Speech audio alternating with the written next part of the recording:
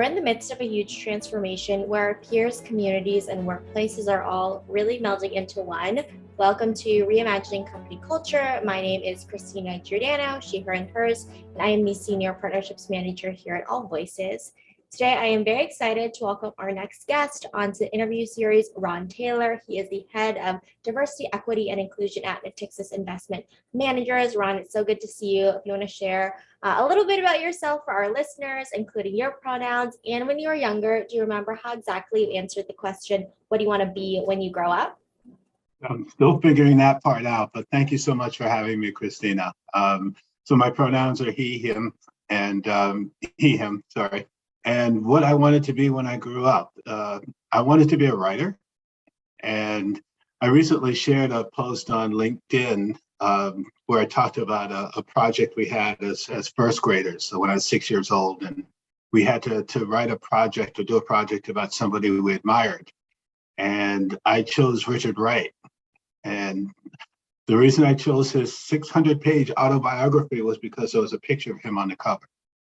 And that kind of just morphed into me just reading and reading and reading. And so when I was younger, I definitely wanted to be a writer and just really marveled at how words could just come to life on a page. So didn't quite happen.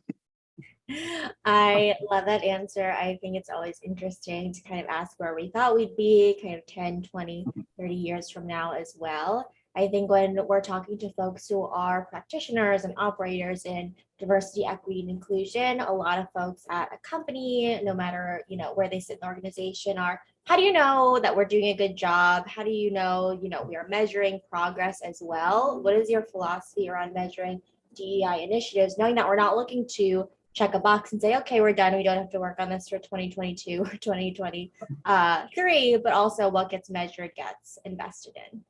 No, absolutely. I think, so being in this space sort of officially for the last 20 years, I think, if I look back on the first 15 years, it was all about numbers. It was all about, we need X percentage of women, we need X percentage of Blacks and Latinos and Asians in the workforce. And that was all of the focus. So a lot of the focus went into recruiting, a lot of the focus into the pipeline, very little focus on the inclusion piece of it. Fast forward, I think over the last 2 or 3 years, it's obviously become much more prevalent in terms of, with those, well, first of all, nobody wants to come into an organization and be congratulated on being number 17 or number 20, or, congratulations, 2 more and we're going to reach our goal and thank you very much. So I think a lot of emphasis has shifted. And part of that shift has really kind of happened because folks realized that like diversity, equity, and inclusion were 3 different things and not just one big thing. And so that focus on inclusion. So yes, you do want to measure the numbers. You do want to have some aspirational goals. And, I know for my firm particularly, we're looking at sort of matching the metropolitan area that we work in. And we want to aspirationally look like the area that we're working in. But beyond that, I never talk about just the numbers when I'm talking about measuring success in this space. It has to be the engagement. It has to be that sense of belonging. It has to be just that inclusion aspect of it. So it all kind of melds in. You're absolutely right. What gets measured gets done. And so figuring out ways to measure engagement and inclusion and belonging, I think are key to success. Definitely a +1 to diversity is a separate word, equity is a separate word, and inclusion is a separate word in itself. They all kind of are intertwined together, but they don't mean the same things. And it takes intentionality to really create a holistic strategy around it. It's not just about the numbers. You have to build context. You have to ask how people are feeling, continue to ask. Another kind of piece of the conversation that people often kind of ask as well is, where should program managers, head of diversity, equity, and inclusion sit within an organization from a structural perspective? Where is the most impact? I know that when we previously had a conversation, you shared that you report directly to the CEO. Why is it important to have that kind of separate function and also work so closely with senior leadership? Yeah, so it's interesting enough, I just finished my weekly one-on-one with my CEO, and it's like, David, I got to go. I got to do a podcast with Christina. Big compliment. So it's over the 20 years, and I'll keep reflecting back because seeing this journey has just been like incredible. But over the 20 years, it's been very typical for any type of D&I position to sort of be embedded within HR, either under talent management or someplace in there. And I don't know if that's necessarily like a deal breaker across the board, because I think if you have a well-positioned HR department that's actually got a seat at the table and has that voice in the ear of the CEO and actually has influence, and it's not a bad thing. Unfortunately, a lot of HR departments don't have that, and they're more seen as sort of operational. So when you stick or embed D&I into that function or that model, it's really hard to be effective. And so I think having it at the C-suite, having just that lens of just having that connectivity to the CEO and the rest of the C-suite. The way I sit now with Natixis Investment Managers is I'm part of the executive committee. So there's 12 of us around the table making decisions and having conversations. If I weren't at that table having that conversation at that level, it wouldn't have the same impact. It wouldn't have the same sort of direct, we wouldn't see the same outcomes that I think we're already seeing in my short tenure. So absolutely, I think should be at the C-suite level. If it is within HR, it needs to be an HR function that's not seen as just purely operational. Mm-hmm. Absolutely. Diversity, equity, and inclusion leaders need to have that strategic seat in the table. They need to be part of the conversations as well and have that buy-in from senior leaders, especially the CEO as well, that commitment to doing the work with a capital W. We know a lot of folks are looking for folks in DEI as well, whether it's a chief diversity officer, head of DEI, program manager. But we know it's not, Ron's responsibility to make sure Natixis investment managers in the U.S. are, it's a equitable place. It's not one person's job. It's everybody's responsibility to have that ownership mentality. But can you tell me about kind of the unique role you see yourself having in this strategy and ensuring that folks understand that North Star? Yeah, no, absolutely. So it's interesting. So I've been with Natixis Investment Managers for 5 months, and it's been a great time. I've really been getting around and getting to know the different departments and individuals and things. And probably the thing I've heard the most over the last 5 months is, "We are so glad you're here." And I always counter that with, "I'm glad you're here because we're going to do this." Ron Taylor's not going to come in and fix everything DE&I. So I'm always pushing back on folks to recognize their role in driving better outcomes around all of this. So that's always my retort. I'm glad I'm here too, but I'm even more excited that you're here and we're going to do this work. And so I always change that language around that. Just make sure that folks recognize that they do have skin in the game, no pun intended, when it comes to DE&I. Give me the second part. There was another part to that question that I think I just lost, or did I get that for you? Yeah, no, definitely answered kind of the question of when people kind of see your presence at the organization, they say, we're excited to see you, kind of that unique role that you have as the head or kind of leader of diversity, equity, and inclusion, kind of your role as a guide or like providing that North Star. That was it. Yeah, I knew there was more. So Malcolm Gladwell's The Tipping Point was one of my favorite books. And it just talked about how you made things like get to like the phenom level and just like kind of, and in the book, it talked about, people having the role of connector. And I absolutely see myself as a connector. And so I'd love to tell you, Christina, that I have all the answers and all you have to do is come to me and, I'll tell you what you need to know. But really, I think for me, it's been the ability to connect people that have questions with people that have answers in the D&I space and get them together. Business leaders who are like trying to solve for something and folks maybe on the ground and an employee base that have solutions and getting them together and making sure. So I definitely am a connector. I kind of cringe when people say, well, you're the subject matter expert. Nope, I'm still learning. Still learning, and I just feel like we learn better together. So I'm always trying to bring more and more people into the conversations. Yes, I bet your schedule would be even more packed if you did have all the answers and people could just come to you to say, what do I do about this? What is the quote unquote right answer or the right way to go with this as well? We're all doing this work together. And I've also read Tipping Point, so definitely relate to that as well in terms of Yes. sector piece. You mentioned that we're always learning, and I think having that growth mindset is really important in this work as well. We can always unlearn and continue to learn in all of our journeys. A lot of folks have been consistently auditing things as well to make sure that they are being inclusive and equitable. And this is how things always have been. Business as usual is out the window. Can you tell me about how you've redesigned a system in the past in all of your experiences to be kind of more equitable? It could be a process, policy, or initiative that you want to share with folks who are listening. Sure, sure. I will say, I'll just touch on that growth mindset first. Is, it's in this space, in this time, in the D&I space, we can't sit back. I can never sit back and say, well, you know what? The stuff that I was, suggesting and working on in 2002, that's all we need to do. I'm constantly evolving, learning, growing, and applying that to the work that I do. So I just wanted to touch on that. And I think it's so critically important that diversity practitioners recognize that, like, this can't be like dust off a book from 1995 and say this is how we're going to fix it.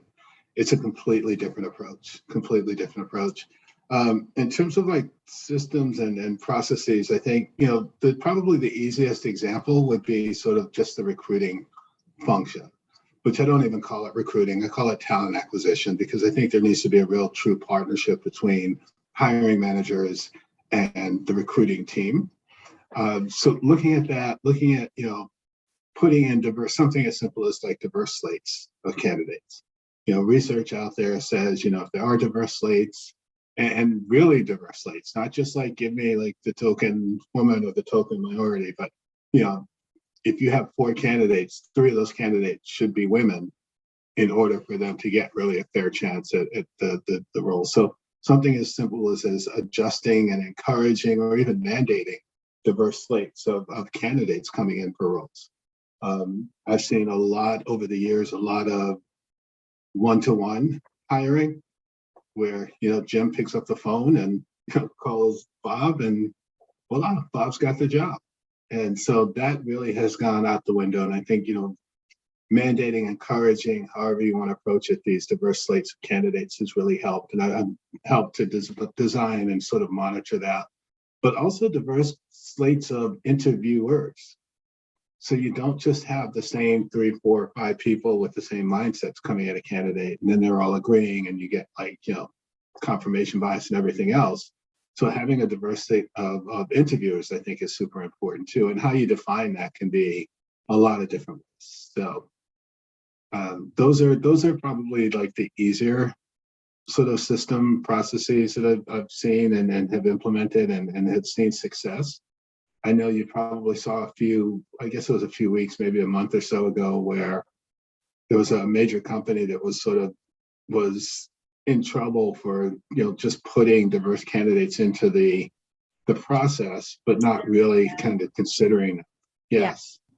Yeah. And that's a risk, because if you put too much pressure on that system and folks are, maybe not applying, or you don't have the right pools and you're not, identifying diverse talent to come in, then you get pressure to do something like that. So, you have to kind of monitor it for that as well. Systems like that they don't, there's a loophole for every system. You really have to monitor the loopholes for systems. And I think that's one place where, you'd want to monitor that. So. Absolutely. You don't want to set and forget something, and you really want to check in and make sure that things are working the way that, they're intended to as well, the intention versus impact conversation. And I think those are 2 really good examples of you're not just looking at one part of the process of opening up the pipeline, which is really important, not just looking within your network, but also why would people want to join your organization if they don't Absolutely. see kind of folks with similar backgrounds or different backgrounds in the interview process as well. I saw this kind of next question in a conference I went to, and I think it's really important to kind of ask ourselves as well around how is Natixis not perpetuating trauma that happens externally in the world. We know there's so much happening Mhm. internally at the company. Yeah, I think it's really being super sensitive. And I'm going to actually go back. So my previous employer before Natixis, and that was at the height of uh, the racial unrest and right after George Floyd's murder. And like a lot of the leaders turned to the Black community, the Black employees, and said, what should we do? How should we do it? Tell us how you're feeling, which is probably the worst question that you can ask somebody in a situation like that. And to their credit, I will say that a lot of the employees stepped up and said, here, I'm going to tell you, and it got very emotional and shared how they were feeling around like how things were going. And I do think it was good for the organization, but it was really hard on the employees. It was really hard on it. It was draining. And I was one of them. So I told my story and I talked about how I was feeling around the racial unrest and around, George Floyd's murder and it was draining. It was exhausting. Granted, it was my full-time job, so I can only imagine somebody who was sort of volunteering to do that. So I think just being much more sensitive of that at Natixis. So when I came in, there had been a lot of that already going on. And so I just kind of wanted to like really protect those employees. And I really wanted those employees to not feel like it was their job to carry the weight of everything that was going on for the company. So I've served as a little bit of a buffer in that way, and just having personally experienced it, I know how hard it is. So I don't know, call me Papa Bear or just protecting my employees and just making sure, and not to say that they don't get a voice and that they don't get to, but not making it their job, I think is super important.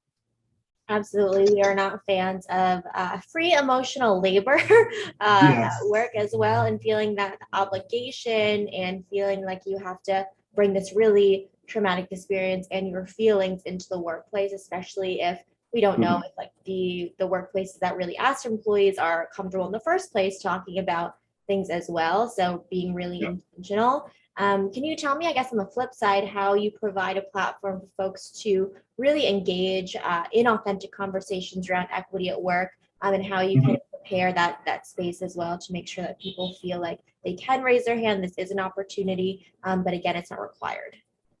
Yeah, I think, Christina, the way that I do that, and I think it's been effective, is not being afraid to tell my story. And so I lead by example. And what I tell people is you don't want somebody else to tell your story. You don't want somebody to look at you and judge you or perceive you based on your race or your gender or anything and tell your story. So be comfortable telling your story. And your story is going to be unique. It's going to be your story. It's not going to be like the person to your left, to your right. And so I really try and encourage that. And I do that by telling my own story, which is a super interesting story. And if we had another 14 hours, I would definitely share some. But, it's super humble beginnings, just the whole journey into the DEI space, some of the uh, opposition and things that I've faced, coming through, like, and I talk about that stuff. And then I encourage people to talk about like their stuff. And one question that I always ask a lot, not always the only question, is like, so what made you come to Natixis? What made you want to be here? And what keeps you here? And what would you change if things could be different? But really being able to sort of just share from their perspective. So I try and create as many of those opportunities as possible. Yeah, don't let anyone write your story or rewrite your story, and also speak on Yeah. your behalf as well. I know you mentioned this a little bit in the kind of the beginning around kind of your experience in diversity, equity, and inclusion over the past 20 years. What is one specific area of kind of progress you've seen us make in diversity, equity, inclusion, and what's one area that still has room for improvement, let's say? They might be one and the same, or at least connected. I think that the success points, and when I think back and reflect back on the career and think about, wow, this was a monumental moment. This was a shift in the narrative, and this is really going to shift how we how we approach diversity, equity, and inclusion have been individual sort of triumphs. So when I think about that white male cisgender leader who, buttoned up and, I don't care what the talent comes from. And I think about getting them and taking them through the journey of that, that sort of buttoned up, I don't get this, I don't understand it, to wow, has been like the best. So for me, I think that those, and it's hard because that's not scalable on like some grand scale. It's not like you can come in and push the little men in black button and the light goes and everybody changes and everybody starts acting and behaving. But I think it's those individual wins that I would point to as sort of the biggest success factor. So I'm always going for this. I'm always looking to, and everybody I think wants that quick solution. You got vendors coming at me, probably 3, 4, 5 a day coming at me with the next best mousetrap in terms of fixing diversity and inclusion. But I don't think that it's that easily fixed. I think it really is those, what I like to call hand-to-hand combat sorts of interactions that we have with other employees and people who aren't like us that make it work. So I'd say that that's probably, if I look back and I say, success would be like, when Joe went from button down Joe to, one of my biggest advocates and champions around diversity, equity, inclusion. And then what do we need more of? So that's why I said they're kind of tied. Yeah. We need more of that. We just need more of that. So, I think that that's where the battles, winning the little battles is where we win the war. Absolutely. And those kind of micro changes or little changes really impacts large systemic changes. And we know big change does not happen overnight. A lot of unlearning does not happen overnight as well, but you need to take steps today, tomorrow, and continue to make that intentional effort to push change forward as well. I know maybe like 30 years ago, 20 years ago, not a lot of organizations were leaning into or celebrating pride as well. And I know this is something that a lot of folks are kind of really trying to authentically celebrate and honor at their organizations to make sure that folks feel seen, heard, and understood, not only in June, but 365 days a year. How is Natixis honoring and celebrating Pride this year, recognizing that I'm sure this is something you're doing year round as well? Yeah, so one of our 6 ERGs is All Equals, which is focused on LGBTQ. One of our co-leads, and I cannot disclose yet the specifics, was just recognized, picked out of a group of this nomination process, but was recognized as like 100 top. And you'll see it on Monday. And I'm just thrilled because he has been an incredible partner in this DEI journey. So, the Pride, we have Justice Marshall, I'm forgetting her, Constance Marshall, coming in, and this is just me being old and it being late in the afternoon, coming in. We had a panel, we partnered with All Equals, which is a global organization, and they were just sharing on like the terminology and just the language and just the understanding around Pride and just its history, and just a phenomenal program. But it's you're right, it's year round. It's not like, and I'm not a huge, this is going to come off wrong, Heritage Month fan. I think that it drives a lot. Said that too, yeah. Okay, so I'm not the first. Because I just feel like it's like it becomes this FUBU exercise, and FUBU is a for us by us kind of exercise where we're doing all these great things and we're raising awareness around with each other, but not necessarily, and like folks might come around and say, oh, that was interesting, and then go back. It doesn't really change behavior. So, awareness raising is important, but I think action-oriented initiatives are even more important, like really trying to get folks to change behaviors. Absolutely. That action piece is really critical as well. And it doesn't just take kind of one time period to really think about this as well. So I appreciate your answer in terms of celebrating leaders, the educational piece, and that holistic programming. Ron, is there anything that I didn't ask that you want to share with folks who are listening or underscoring any kind of key takeaways you really hope people bring with them? No, again, Christina, I really thank you for this platform. I think you're doing some amazing work in terms of getting, I looked at some of your previous uh, guests, and I just think it's amazing the work that you're doing. I guess if I were to share one thing, it would be just to encourage folks to slow down.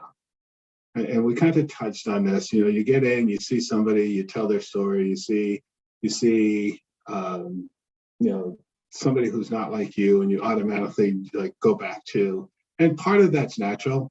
Like it's just, you know, that's you've been socialized in a certain way, and so that's where your mind goes. So I would encourage folks to just slow down. And when they see that happening, and if you ever are saying to yourself, "Oh, I know they're all, you know, X, fill in the blank," stop yourself, slow down, reverse, think about that statement. Everybody's different. And until you have that conversation and you hear somebody's story, it's never fair to try and sort of box somebody into a perception. Absolutely. You never want to box someone into kind of a story, and also not make assumptions. We all know that saying as well. Yes. Ron, thank you so much for the work that you're doing, and also thank you for being a guest on Reimagining Company Culture this afternoon. Thank you so much, Christina. And as a reminder for folks who are listening, at AllVoices, we really believe in employees and employers being seen, heard, and understood, and know it's a requirement for the business to succeed overall. Have a great rest of your afternoon, everyone.